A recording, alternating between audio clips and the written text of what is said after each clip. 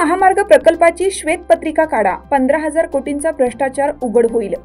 समृद्धी भ्रष्ट महामार्ग प्रकल्पाची श्वेतपत्रिका काढा, 15,000 कोटींचा भ्रष्टाचार उघड होईल, असे ट्विट काँग्रेसचे प्रदेशाध्यक्ष हर्षवर्धन सपकाळ यांनी केले आहे।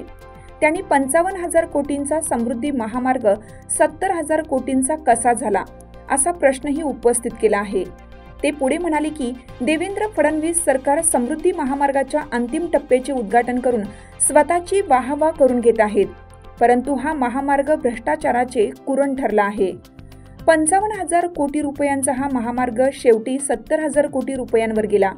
15,000 कोटी रुपयांनी प्रकल्पाचा खर्च फुगवला, यात मोठा भ्रष्टाचार झाल्याचे दिसत आहे। त्यामुळे सरकारमध्ये नैतिकता शिल्लक असेल तर समृद्धी महामार्ग प्रकल्पावर एक श्वेतपत्रिका काढावी, असे आवाहनही त्यांनी दिले। लोकमान्य न्यूजसाठी संचालक लक्ष्मीकांत शिंदे, नाशिक।